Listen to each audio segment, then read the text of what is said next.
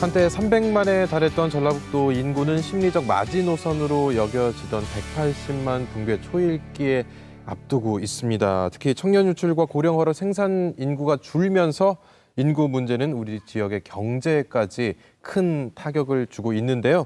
그래서 오늘은 전북연구원의 김선기 원장 모시고 도내 인구 문제와 또 해결 방안은 없는지 살펴보도록 하겠습니다. 원장님 어서 오십시오. 네, 안녕하십니까. 예, 이제 재작년 3월에 취임을 하시고 어느덧 만 2년 가까이가 됐어요. 2년 동안 이곳에서의 생활 어떠셨습니까? 사실 제가 전북연구원장에 취임해서 지내는 시간은 제 개인적으로는 일생에 상당히 소중한 경험이고 기회라고 생각을 합니다. 예. 비교적 익숙한 일에 퇴직하고도 또 일을 할 수 있다는 것도 굉장히 좋은 점이고 또 그것도 제가 살던 고향에 와서 봉사할 수 있었다는 것은 저한테 아주 소중한 기회라고 생각을 하고 있습니다. 이 고향을 떠나서 한 40여 년을 이제 서울에서 근무를 하셨는데 그리고 다시 또 이제 전주로 내려오셨어요. 네. 참 세월이 흘렀습니다. 많이 변한 것도 있을 것 같고 적응은 어떻게 좀 잘 되셨나요? 비교적 잘 적응하고 있는 편입니다. 예. 현재는 그 아이가 직장에 다니고 있어서 가족들은 서울에 있습니다. 어. 그래서 한 달에 한 몇 번씩 올라갔다 내려오곤 하는데 혼자 산 경험은 여러 차례 있어가지고 그렇게 불편한 것은 느끼지 못하고 있습니다. 예. 제가 사실 여기 고향이지만 조금 전에 말씀하셨다시피 한 40년간 떠나 있었기 때문에 출생지가 전주인데도 구시가지는 좀 잘 알지만 예. 새로 조성된 신시가지 같은 데는 길도 잘 모르고 좀 어색한 면도 없지 않아 있습니다. 그래도 역시 고향이니까 이방인이라는 생각은 잘 들지 않고 마치 여기 오래전부터 살았던 사람과 같이 좀 포근하고 편안한 마음을 갖고 생활을 하고 있습니다. 예. 이제 원장님께서 취임하셨던 당시에 강조하셨던 항목들을 보면 변화와 혁신이었습니다. 네. 2년 동안 변화와 혁신 잘 이루어지고 있는지도 궁금하거든요. 네. 특별히 성과가 있었는지 구체적으로 말씀드리기는 좀 무한데 그래도 작년에 전라북도 산하 공공기관들의 경영평가에서 예. 저희 전북연구원이 최고 등급인 가등급을 받았습니다. 네. 그래서 외부의 그런 공정하고 객관적인 평가에서 좋은 성적을 받았다는 것은 성과가 있었다고 봐도 되지 않을까 싶습니다. 예. 자, 이렇게 이 전북연구원 하면은 전라북도의 싱크탱크다. 이렇게 표현을 할 수가 있을 것 같은데 우리 도민 여러분들도 좀 익숙하실 거예요. 전북연구원. 근데 정확하게 어떤 일을 하고 있는지 한 번만 더 좀 설명을 해 주시죠. 네, 저희 연구원을 잠깐 소개를 드리겠습니다. 저희 연구원은 지방자치단체 출연연구기관 법률하고 그다음에 전북연구원 육성 조례에 따라서 설립된 전라북도 출연연구기관입니다. 원래는 1992년에 사단법인 형태의 전북 지역사회 경제연구소라는 게 만들어졌다가 이게 재단법인 형태로 만들어진 것은 2005년도입니다. 그래서 재단법인 전북발전연구원으로 설립이 되었고 그러니까 지금 15년째가 되는 해입니다. 그리고 이제 2015년도에 현재 이름인 전북연구원으로 명칭을 바꿨습니다. 전체 직원은 현재 한 71명 정도가 근무를 하고 있습니다. 그중에 한 53명 정도가 연구 직원이고요. 한 30명 정도의 박사급 연구원이 일을 하고 있습니다. 그래서 이제 연구 활동에서 주요 연구 과제로는 특히 금년에는 새로운 기획 과제들을 많이 구상을 했습니다. 예를 들어서 이 전북 경제 위기 대응 시스템을 구축하는 문제. 역시 일자리 창출이 가장 중요한 문제가 아닐까 하는 생각을 하게 돼요. 왜냐하면은 다른 문제들도 물론 중요한데 일자리는 사람이 살아가는 그 삶의 조건 중에서 가장 중요한 것이고 일자리는 그 자체가 최대 복지라고 생각을 합니다. 사실 사람들이 살면서 일을 하고 수입을 얻어서 생활을 하는 것이기 때문에 일자리가 충족이 되지 않으면 사실 다른 문제들이 큰 의미를 갖지 못한다고 생각을 합니다. 그럼에도 불구하고 가장 중요한 문제인데도 사실은 가장 해결이 어려운 예. 그런 난제라고 생각을 하고 있습니다.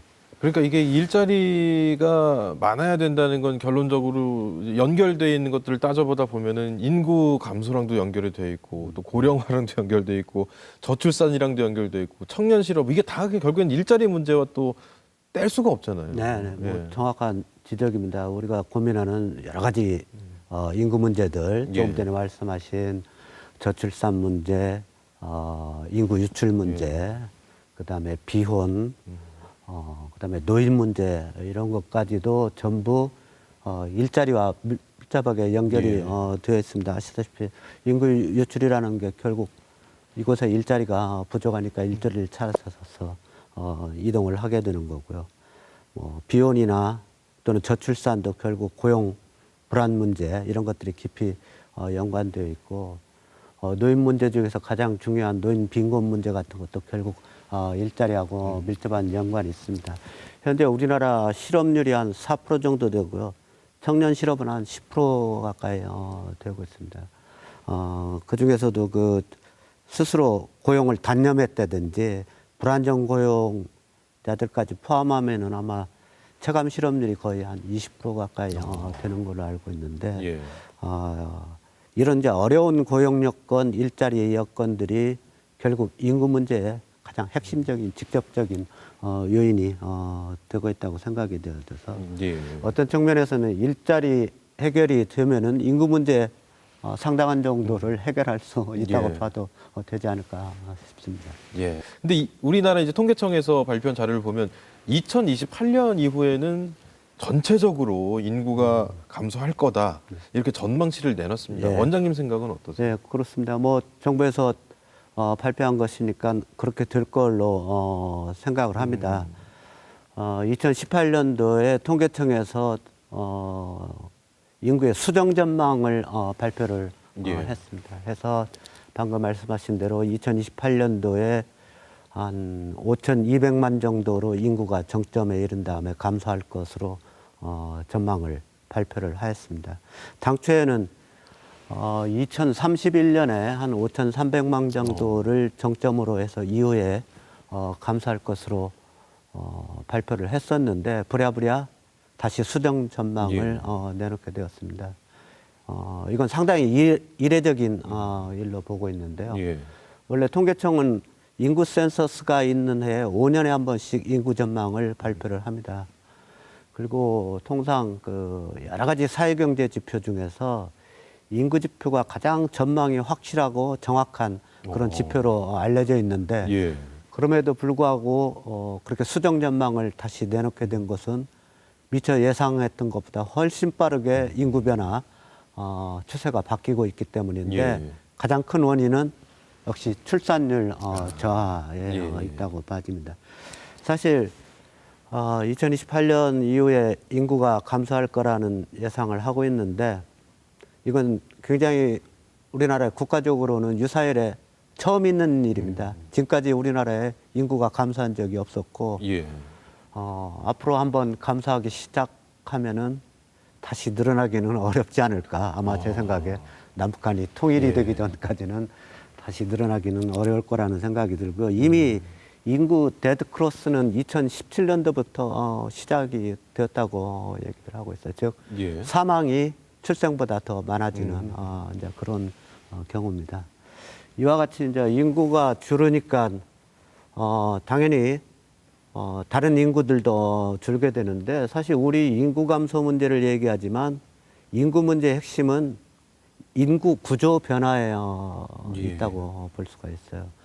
즉 인구가 감소할 때 모든 연령층 인구가 고르게 감소하는 것이 아니고 연령대별로 인구 감소에 차별화가 이루어지는 거죠. 단적으로 말씀드리면은 노인 연령층 인구는 늘어나고 예. 젊은 연령층 인구는 대폭 감소하고 이런 인구 구조 변화가 인구 문제의 이제 핵심 원인이 되고 있는데 이와 같이 이제 젊은 연령층 인구가 줄어들게 되니까 이제 인구 절벽이 이제 예. 현실적으로 다가온 문제가 됐습니다. 인구 절벽이라는 것은 생산이나 소비에 종사하는 인구가 급속도로 줄어서 경제에 이제 악영향을 미치는 현상을 우리가 그렇게 얘기를 하는데 우선 생산 가능 인구가 이미 2016년도에 정점을 찍고 지금 계속 감소 추세에 있었습니다. OECD에서 한때 우리가 생산 연령 인구가 가장 많았었는데 비중이 예. 한 2045년도 정도 되면은 OECD에서 가장 비중이 낮은 국가로 지금 예측이 되고 있습니다. 소비도 마찬가지입니다. 그 소비 정점 인구라는 것이 인구 45세에서 49세 가장 생애 주기에서 소비 활동이 왕성한 시기인데 이 인구가 한국의 경우는 한 2018년도부터 이제 소비 정점 인구가 줄 걸로 예상하고 있습니다. 예.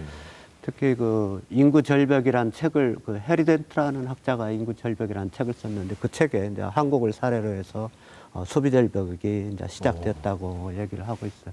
소비가 성장의 원동력인데 이제 소비가 줄어들면 당연히 경제 성장에 이제 악영향을 미치고 이미 그런저런 이유로 우리나라는 이제 저성장 기조에 이미 들어섰다고 봐집니다. 그래서 한마디로 40대는 돈도 없고 예. 50대는 일도 없고 하는 이런 세대들이 이제 증가하는 그런 시점에 와 있다고 볼 수가 있습니다.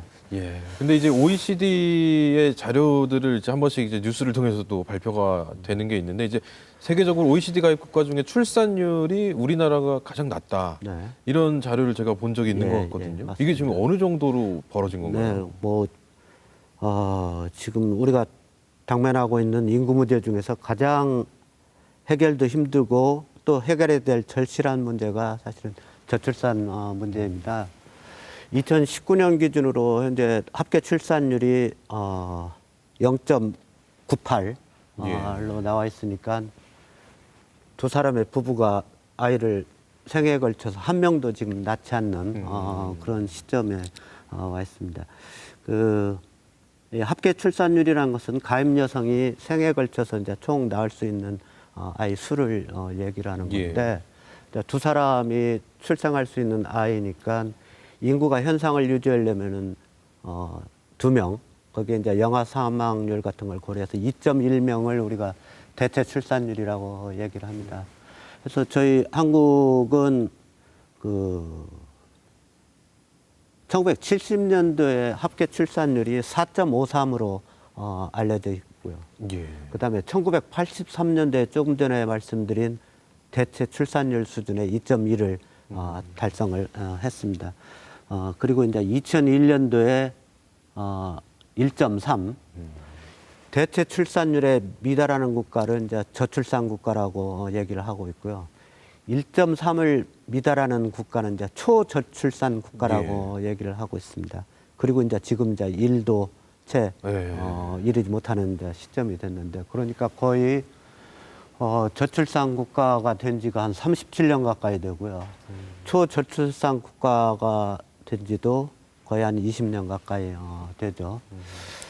그래서 상당히 이제 문제입니다.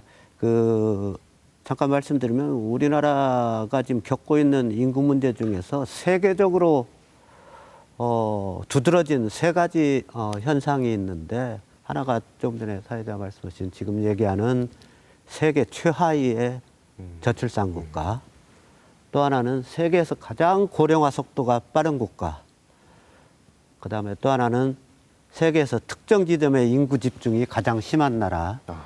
이제 세 가지 이런 두드러진 특징을 가지고 있는데 그 중에서도 이 저출산이 가장 큰 문제입니다. 해서 조금 전에 그 OECD 국가 중에서 이제 가장 낮다고 그랬는데 사실은 그것도 맞는 말씀이고 세계적으로 가장 낮은 저출산 국가라고 하고 있어요. 미국의 CIA가 각국들 전 세계 국가들의 사회경제 지표들을 상호 비교해 놓은 통계 자료를 매년 발표하고 있는데 월드 팩트북이라는 통계입니다. 거기에 보면은 우리나라가 전 세계 224개국 중에서 220위를 차지하고 있으니까 거의 뭐 세계 최하위 수준. 우리보다 더 낮다고 하는 나라들이란 건 동남아시아에 있는 도시국가들, 뭐 마카오스, 홍콩, 싱가포르 같은 국가들이니까 거의 세계 최하위 수준이라고 할 수 있습니다. 그래서 이제 어떤 학자들은 그 오스트리아의 볼프강 루트라는 학자가 이제 저출산의 덫에 빠진 것이 아니냐 하는 이제 그런 우려. 이 덫이라는 건 말 그대로 한번 들어가면은 빠져나오기가 이제 힘들다는 그런 취지입니다. 또 그 옥스퍼드 대학의 그 데이비드 콜먼이라는 교수는 이런 식으로 출산율이 떨어져 가지고 인구가 줄게 되면은 대한민국이야말로 먼 훗날 세계에서 인구 소멸의 첫 번째 국가, 1호 국가가 될 거다는 그런 전망을 내놓고 이런 걸 코리아 신드롬이라고 얘기한 그런 적도 있습니다. 우리가 이와 같이 그 인구가 줄게 되고 출산이 낮아진 것은 뭐 여러 가지 이유가 있겠습니다만은 그 중에 큰 요인의 하나는 우리나라의 산하 제한 정책이 여기에 큰 기여를 했다고 생각이 되어져. 한때 아까 말씀드렸다시피 70년대에는 뭐 4.53까지 출산율이 높았던 시절도 있는데 8, 90년대를 거치면서 급속도로 이제 출산율이 낮아지게 됐습니다. 여기에는 그 강력하게 60년대 이후에 추진해왔던 산하 제한 정책이 큰 역할을 했습니다. 1962년도부터 시작되었는데 61년도에 가족계획협회라는 걸 만들어서 열심히 추진했습니다. 한때 제가 기억이 나는데 뭐 덮어놓고 낳다 보면 거짓골을 못 면한다. 예, 뭐 저도 이런 기억이 날 정도니까요. 구호가 예. 뭐 있다시피 해서 피임약을 뭐 무료로 나눠준다든지 그다음에 피임 시술 같은 걸 무료로 해주고 또 남자분들은 아마 기억하실 텐데 예비군 훈련이나 민방위 훈련 가서 현장에서 피임 수술을 하면 훈련을 면제해 준다든지 이런 가족계획 사업들을 열심히 추진을 했고요. 또 뭐 제 기억에 그 서울에 대공원 어린이 대공원인가요? 거기랑 여의도 광장에다 인구 시계탑 같은 거를 해서 사람들한테 이제 경종을 뭐 울리고 그러던 예. 시절이 있었습니다. 그래서 이런 강력한 산하 제한 정책하고 그다음에 남아 선호 사상 이런 게 곁들여져서 인구도 많이 줄고 특히 그러니까 여자 출생아가 남자보다 훨씬 줄어드는 현상이 발생하게 되었고 그때 적게 난 여자 출생아들이 오늘날 가입 연령층이 줄어드는 그런 결과를 초래해서 출산율 저하의 원인이 되고 있습니다. 그런데 이게 국가 전체적으로 출산율이 낮아지고 인구가 주는 것도 문제가 있지만 특히 이제 지방은 그 속도가 훨씬 더 빠르고 특히 또 우리 지역의 속도도 지금 굉장히 빨라지고 있죠. 네, 그렇습니다. 지금 전라북도 인구도 매우 심각한데 인구 문제는 이제 국가적으로는 인구 감소가 가장 큰 문제고요. 지방에서 느끼는 것은 인구 유출이 가장 큰 문제가 됩니다. 현재 전라북도 인구가 한 182만 정도 되고 있습니다. 2000년도에 200만이었었고요. 과거에 제가 전주에 있었을 때는 300만 도민이라는 예. 말이 있었으니까 그 사이에 한 120만 인구 가까이가 한 40%가 준 셈이죠. 어느 지역이나 공통적으로 겪는 상황인데 지방의 인구 감소는 우리 산업화 과정에서 노동력의 재배분 과정의 일환으로 이루어진 것이라고 생각이 되어집니다. 그래서 전라북도도 이제 모든 시군이 거의 감소세로 돌아섰습니다. 그중에 이제 전주와 완주는 약간 예외적인 경우인데 예. 이 경우는 이제 전라북도에서 빠져나가는 인구들이 전주, 완주에 약간 머무는 그런 인구댐 역할을 그동안 수행해 왔다고 봐집니다. 현재는 그 이제 익산이나 김제, 정읍 같은 지역들이 예. 특히 인구 감소가 심한 지역으로 알려져 있습니다. 근데 이제 우리 지역 같은 경우는 이제 청년층 어떻게 보면 이제 단단히 중간을 좀 받쳐줘야 할 청년층이 수도권이나 다른 지역으로 이제 뭐 일자리를 찾아 떠나기도 하고요. 다양한 이유로 빠져나갑니다. 네. 예, 그 수치가 이제 뭐 눈에 띄게 나오더라고요. 네, 그렇습니다. 지금 뭐 공통적으로 겪는 문제가 지역의 청년 인구 유출입니다. 해서 심지어 이거를 성경 출애굽기에 나오는 모세가 이스라엘 사람들 데리고 떠나는 그런 대탈출 이렇게 견주어서 엑소더스라고 이제 얘기를 청년 엑소더스라고 표현을 하기도 하고 그렇습니다. 현재 그 전국의 전체 시군구 중에서 한 44곳, 한 20% 정도가 인구가 그 사이에 한 40% 이상 빠져나간 것으로 통계가 나와 있고요. 전라북도는 한 그 57% 정도, 예. 그리고 전남, 경북 뭐 이런 지역들이 주로 인구 유출이 심한 지역.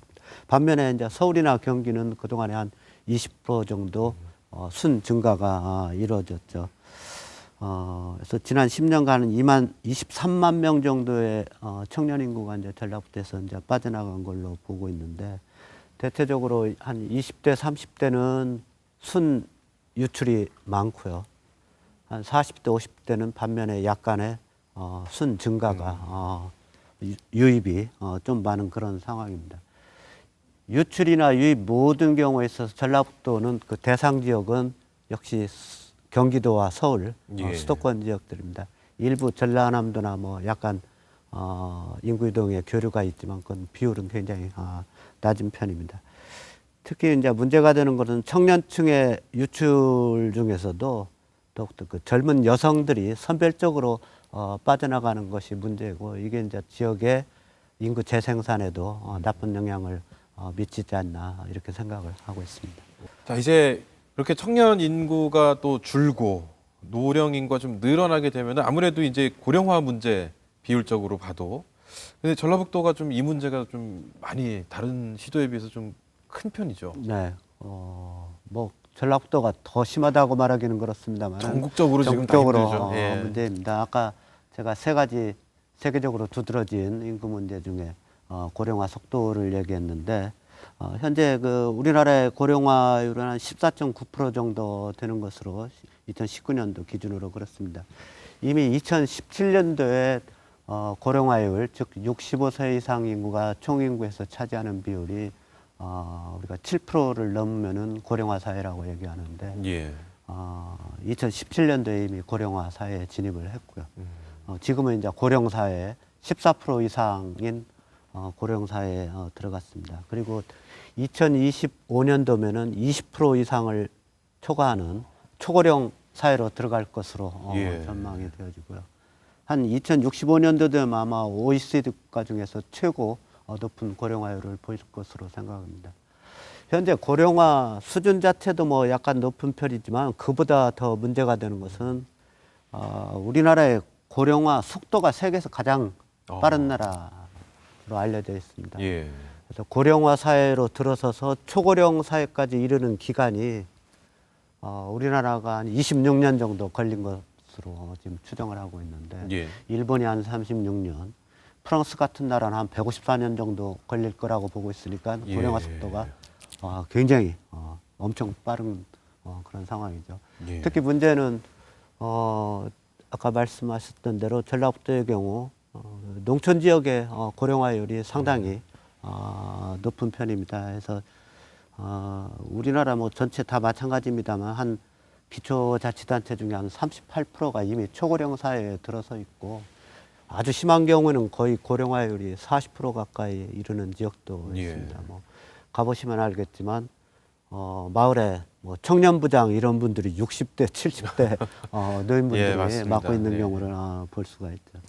이제 상대적으로 그 노인은 늘어나는 대신 유소년 인구는 빠르게 감소를 하고 있어서 14세 이하 인구가 굉장히 빠른 속도로 줄고 있습니다.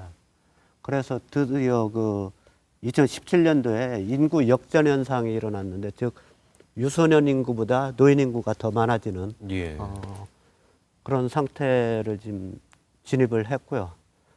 해서 이제 인구 피라미드가 이제 크게 바뀌게 되었습니다. 우리 옛날에 부른 바와 같이 원래 인구 피라미드란 말에서 알 수 있다시피 그러니까 삼각형 모양. 삼각형 모양으로 해서 저연령층이 인구가 많고 위로 갈수록 적어지는 이제 형태였는데, 점점 바뀌어서 밑에 연령층은 줄고 가운데 연령층이 이제 늘어나는 이런 방추형의 예. 모양을 띠고 있다. 드디어 요즘은 더 줄어서 이제 노령층 인구가 더 커지는, 그래서 인구 피라미드에서 인구 항아리를 거쳐서 인구 깔때기 형태로 이렇게 인구 구조가 짧은 시간에 빠르게 바뀌는 그런 상황에 와 있고요.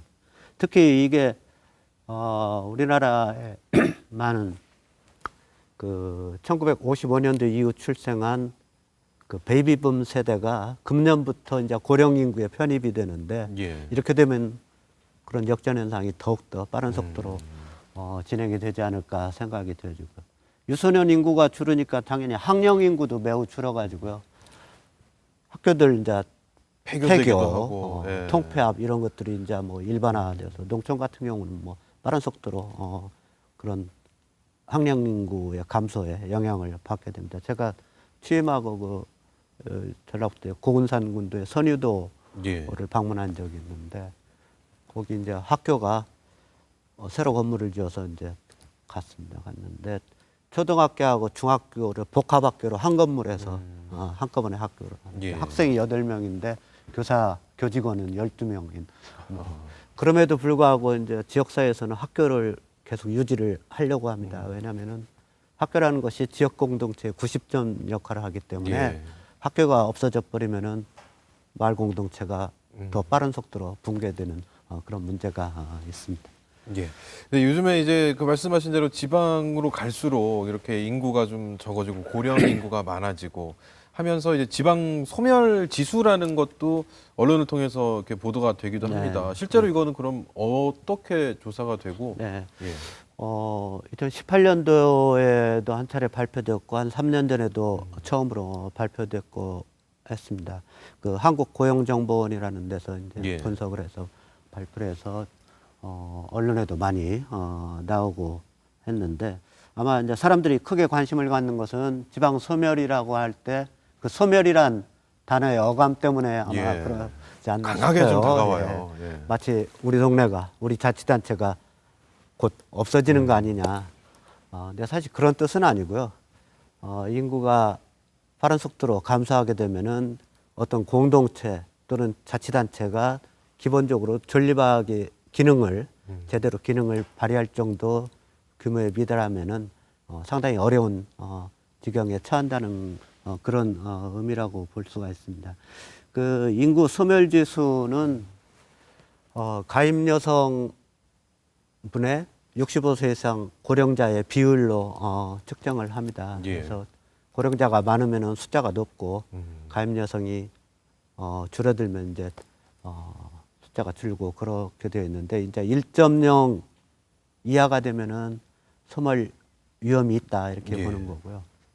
0.5에 미달되면은 이제 1.0이 미달되면 주의 단계고 0.5에 못 미치면은 이제 위험이 있다고 보는데 국가적으로는 89개 시군이 소멸 위험 지수가 0.5 예. 이하로 나왔습니다. 전라북도는 소멸 위험 지수가 0.58 정도 되는데 14개 시군 중에서 현재 10개 시군 전주, 군산, 익산, 완주를 제외한 나머지 시군들이 전부 소멸 위험 단계에 있다고 발표가 예.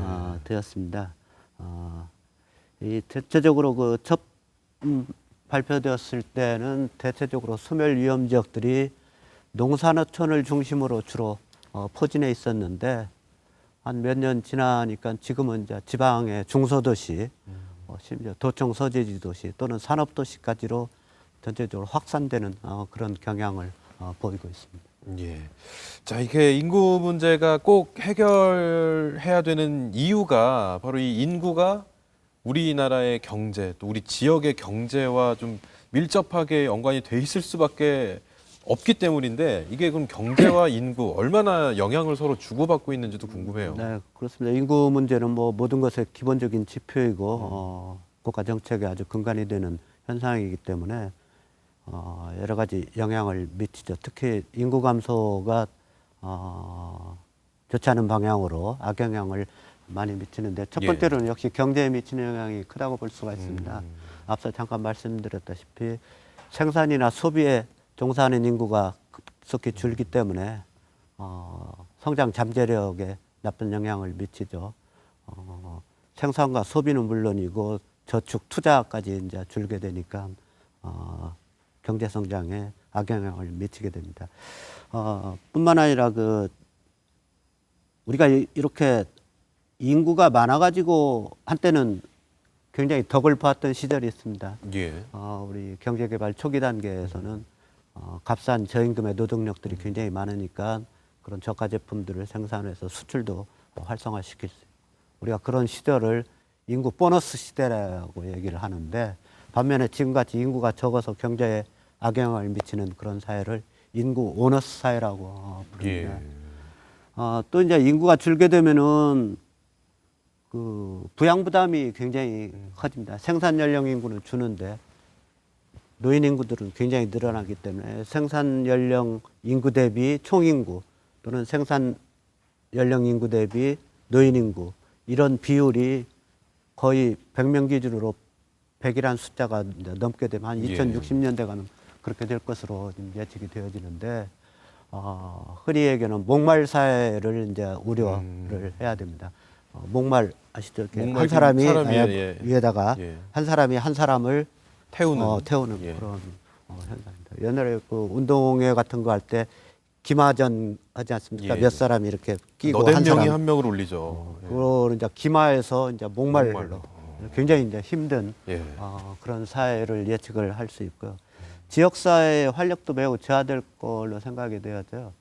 행정 비용 같은 게 자치단체들이 임계 규모가 되지 못하니까 단위 서비스당 비용이 굉장히 늘어날 수가 있고요.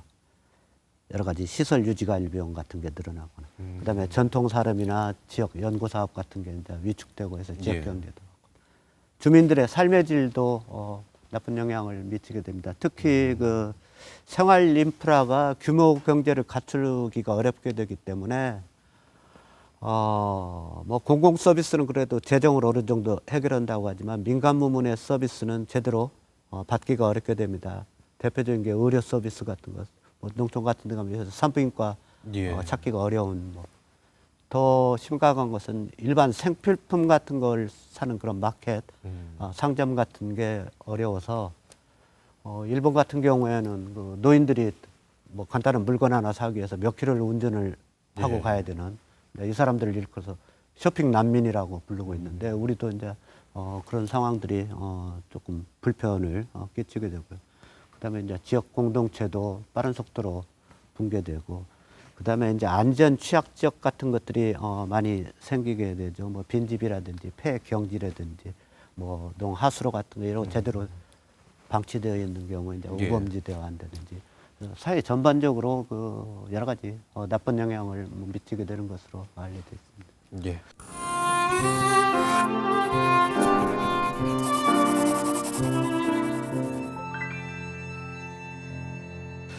우리나라의 인구 구조가 이제 피라미드형에서 항아리형, 지금은 이제 뭐 깔때기, 역 피라미드형 이렇게 좀 변화가 되고 있는데 이게 그 이유 가운데 하나로 꼽는 것이 비혼족이 늘어나는 것도 이 이유 중에 하나다라고 이게 뭐 영향을 미친다 이런 이야기가 있더라고요. 네, 그렇습니다. 뭐 당연한 일이죠. 저출산의 몇 가지 원인 중에서 가장 큰 원인은 역시 결혼을 하지 않는 겁니다. 비혼 또는 만혼 이런 것들인데요. 왜 그러냐면은 우리나라는 세계에서도 아주 드물게 결혼 출산율이 98%를 넘는 나라입니다. 우리와 비슷한 경우는 일본이 비혼 출산율이 한 2.3% 정도 되니까 우리와 좀 유사한 형태인데 그러니까 모든 출생 아동은 거의 결혼을 통해서 생산이 되는 출생이라고 볼 수가 있어요. 반면에 이제 다른 나라들은 약간 다릅니다. 서구 국가들은 이제 OECD 같은 데는 비혼 출산이 한 40% 가까이 되고요. 프랑스 같은 나라는 한 56.7%로 우리가 생각했던 것보다 비혼 출산이 굉장히 많습니다. 이때 비혼이라는 것은 법적 결혼 외에 나머지 뭐 별거라든지 뭐 동거, 사실혼, 뭐 이혼 뭐 이런 모든 것들은 다 이제 비혼으로 보는 겁니다.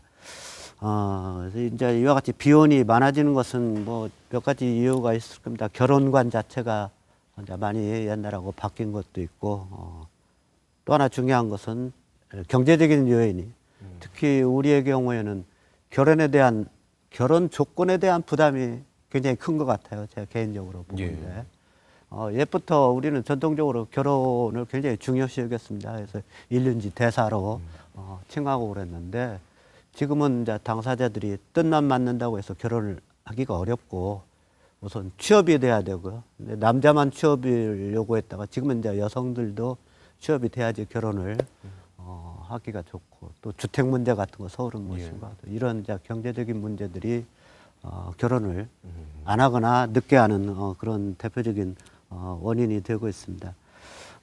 그래서 이제 직접적으로는 결혼을 좀 더 촉진하는 여러 가지 지원 시책이 필요한 건 당연한데 예. 또 다른 한편으로는 이제 결혼 개념이 점차 변화하는 추세에 있습니다. 과거에 관습적인 결혼관에서 이제 헌법적 개념의 결혼, 그다음에 법률적 개념의 결혼에서 최근에는 이제 사회 계약의 형식의 계약적 개념의 결혼관으로 점점 유연성을 갖게 되는데 우리도 이제 동거 가정이나 또는 한부모 가정 또는 사실혼 이런 등의 생활 공동체 인권 신장이나 그로부터 태어난 자녀에 대한 사회 포용 등에 대해서 좀 관심을 가져야 할 때가 되지 않았나. 예. 대체적으로 비혼 출산율이 높은 나라들이 출산율도 높은 아주 밀접한 상관관계가 있는 것으로 나와 있습니다.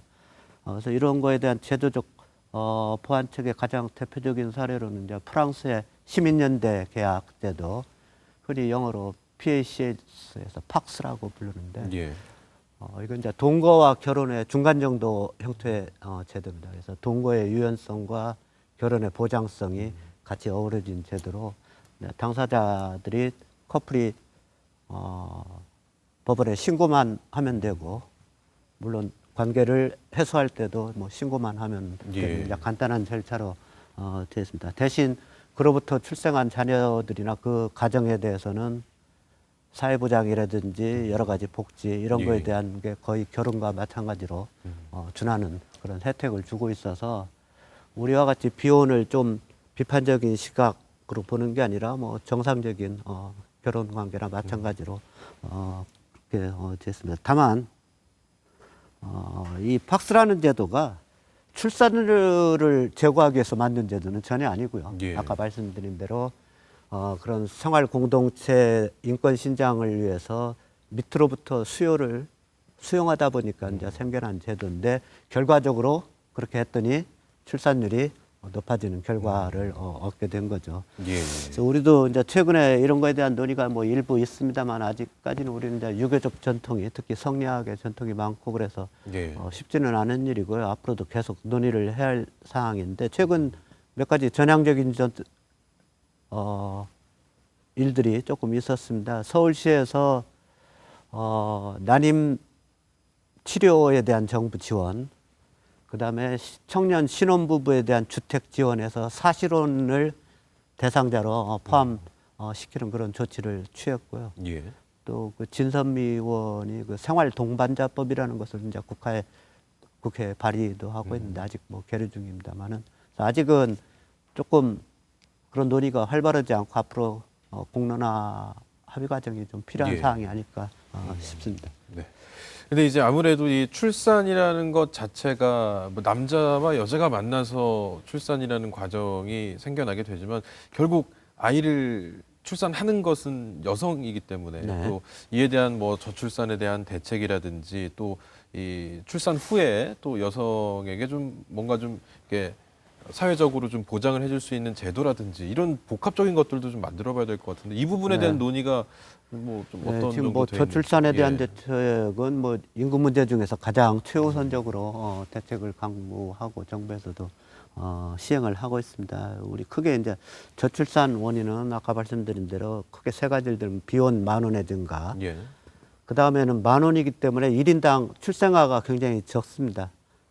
아이를 늦게 나니까요. 예. 그래서 둘째야 단년 현상들이 두드러지고 세 번째는 아까 잠시 말씀을 드렸는데 그 산하제한 정책 등의 영향으로 가임 여성이 많이 감소했다는 것들이 우리나라 저출산의 이제 원인입니다. 그래서 이에 대한 대책은 뭐 정부에서 또는 자치단체에서 굉장히 많은 대책들이 내놓고 있는데 대체적으로 제가 생각하는 이제 새로운 그 방향이랄까 이런 거는 우선 첫째로는 그 직접적인 출산 정책으로부터 이제는 간접적인 출산 조건을 해소하는 쪽으로 좀 방향이 바뀌어야겠다. 단순히 출산율만 높이려고 하지 말고 예. 출산에 영향을 미치는 결국은 이제 삶의 질이 뭐 향상돼야 되는 문제인데 그래서 젊은 사람들로 하여금 출산이 비합리적인 결정으로 인식이 되지 않도록 하는 게 중요합니다. 예를 들어서 어떤 젊은 여성이 셋째 아이를 가졌다고 할 경우에 자기 친구한테 이제 나 셋째 아이를 가졌다고 얘기하면은 그거 참 축하할 일이다. 축하한다고 얘기해. 이런 얘기를 받을 수 있어야 되는데 대뜸 미쳤어 어떻게 하려고 그래 이렇게 답이 나오는 그런 사회는 이제 곤란하죠. 그래서 단순히 출산율만 높이려고 해가지고는 크게 해소가 되지 않을 문제고 출산에 관련된 고용, 삶의 질, 일가정 양육 이런 조건들이 해소되지 않으면 근본적으로 해결되기 어려운 문제입니다. 예. 그 다음에 이제 두 번째로는 출산을 여성의 문제만으로 보는 것은 상당히 문제가 있습니다. 물론 아이는 여성이 낳지만 여성을 출산의 수단으로 보는 것은 문제가 있다. 출산은 여성의 문제가 아니고 부부의 문제이고 가정의 문제이고 궁극적으로 사회 전체가 담당을 해야 될 문제입니다. 일가정 양립의 문제도 여성이 그런 거에 대해서 전혀 거리낌 없이 혜택을 누릴 수 있도록 하려면 직장 내에 있는 남성들 그 직장 자체가 그런데 적극적으로 동참을 해야지만이 해소될 수 있는 문제고 마지막으로는 그 일시적인 현금성 지원보다는 이제 출산, 결혼 뭐 이런 것 등에 대해서 사회문화적인 인식 개선이 필요한 시점이 아닌가. 물론 이제 전라북도도 뭐 셋째 아이 낳으면 뭐 1,000만 원을 뭐 주는 또 시군이 있고 또 뉴스에 보니까 부분적으로 효과가 뭐 약간 있는 것으로도 나와 있습니다만은 근본적으로는 이제 그 혼자 사는 사람들이 뭐 편리해서 혼자 산다는 그런 조사 결과도 있는데 편리한 점도 있겠지만 보다 근본적으로는 아이를 가지고 가정을 이뤄서 생활하는 게 얼마나 소중하고 가치 있는 일이라는 것을 널리 계몽하고 홍보하고 이런 일이 중요하지 않을까 하는 생각을 갖고 있습니다. 예. 원장님께서는 뭐 이런 해결책이 있다 이렇게 말씀을 해 주셨는데 이게 일가정 양립과 또 그 안에서 행복을 찾아내려면 이게 사람이 또 저는 이제 행복하려면 그것도 좀 익숙해지고 단련이 돼야 된다. 행복도 공부해야 된다. 이런 생각을 갖고 있는데 그런 면에서 이제 원장님께서 청년들이 행복해야 된다. 또 이런 이론을 좀 갖고 계시더라고요. 이론. 작년에 그 돈의 모 일간지에 뭐 칼럼을 하나 쓴 적이 있습니다. 청년 인구 문제는 청년 행복부터 출발을 해야 된다 이런 취지인데 뭐 짐작하다시피 여러 가지 인구 문제들 세대 간의 이렇게 인과관계가 복잡하게 얽혀 있는 문제입니다. 그래서 인구 유출이나 저출산, 비혼 뭐 이런 것들이 전부 청년하고 직접적으로 관련이 있습니다. 뭐 그렇지 않습니까? 인구 유출도 청년들이 다 지역에 고용이나 이런 것에 대한 행복하지 못하니까 떠나는 거고 저출산이나 비혼도 역시 마찬가지입니다. 노인들의 빈곤 문제도 따지고 보면은 청년 문제와 유관하지 않습니다. 40, 50대 가장들이 자기들이 벌어들인 소득 중에 상당 부분은 불행한 자녀 세대, 청년 세대에 대한 지출로 소비를 하고 또 한편으로는 가난한 노인 세대, 부모 세대에 대한 부양에 부담을 지게 되니까 양쪽에 끼어서 정작 본인의 노후에 대한 대책은 전혀 대비를 할 수가 없게 되죠. 이게 일정 시점이 지나면은 그 40, 50대 가장이 이제 그대로 노인 연령층에 들어가고 자기 자녀가 또 중간 세대에 들어오고 계속 이 빈곤의 문제가 대물림이 아니라 빈곤의 대올림 형태가 되어 있는데 이 단절을 어디에서 끊어야 되냐? 역시 청년 세대에서 끊어서 청년이 행복해야지만이 이런 생애 과정에서 얽혀 있는 인구 문제를 해결할 수 있겠다. 가장 중요한 거는 역시 청년들 일자리 문제하고요. 청년들의 인적 역량을 강화하는 문제가 중요하다고 생각합니다. 새로운 사회 트렌드, 특히 4차 산업혁명 시대에 맞춰서 우리의 교육제도가 과연 그런 거에 제대로 역할을 하고 있는지도 한번 판단해 볼 문제고 그래서 두 가지에 대해서 좀 더 주력을 해야 되지 않을까 그런 생각을 가지고 있습니다. 자, 이제 뭐 전북연구원을 비롯해서 우리 도 자체에서도 우리 지역의 좀 인구 문제를 해결하기 위해서 여러 가지 뭐 대책도 내놓으시고 연구도 많이 하시고 고민도 많이 하셨을 텐데요. 어떤 대비를 하고 있는지도 한번 오늘 알려주시죠. 그렇습니다. 최근에 언론에도 나온 바가 있는데 그동안 도에서 그 인구 문제에 관련해 가지고 민관 협의회도 만들고 뭐 대토론회도 갖고 여러 가지 노력을 했습니다. 이제 그런 일련의 결과들을 취합해서 최근에 인구정책 종합대책이라는 것을 확정을 했습니다. 그래서 기본적으로 이제 인구 증대 방안, 특히 출생아 증대, 인구 유출 방지, 인구 유입 증가 이런 쪽에 관해서 대책들을 마련을 했고요. 또 한 가지 특별히 전북형 특화 전략이라고 해서 제2고향 만들기, 그다음에 체류 인구 증가 이 두 가지 과제를 앞으로 중점적으로 추진할 계획으로 있고요. 특히 저희 연구원에서 이 전북 특화형 인구 전략인 제2고향 만들기, 체류 인구 증가 등에서 이미 작년에 연구 과제도 수행했고 금년에도 예. 과제를 수행할 예정입니다. 예. 자, 이제 마지막으로 질문을 하나 더 드리면 인사를 드려야겠습니다. 끝으로 이제 전북 발전을 위해서 또 정책 연구에도 힘쓰고 계시는 또 그 기관의 기관장으로서 연구 원장님으로서 도민 여러분들께 한 말씀 마지막으로 전해주시면서 인사드리겠습니다. 네, 개인적으로는 잘 사는 지역으로 물론 발전도 해야 되겠지만 그보다는 살기 좋은 지역, 살기 좋은 전북을 만드는 게 앞으로 사회, 특히 선진국으로 진입한 이후에는 잘 사는 지역보다 또 살기 좋은 전라북도가 되는데 더 중요하지 않을까. 이런 예. 것에 도민들이 다 함께 자긍심과 자존심, 화합 이런 정신으로 노력한다면 틀림없이 그렇게 머지않아 이루어질 것이라고 생각을 합니다. 네. 앞으로도 이 살기 좋은 전라북도 그곳에 또 싱크탱크 기관의 원장님으로서 또 열심히 또 정책 발굴에 힘써주시길 바라겠습니다. 오늘 함께 해주셔서 고맙습니다. 네, 감사합니다.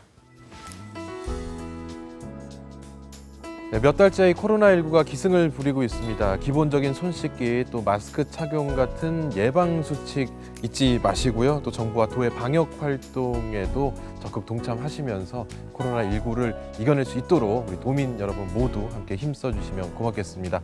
공감특별 여기서 인사드립니다. 고맙습니다.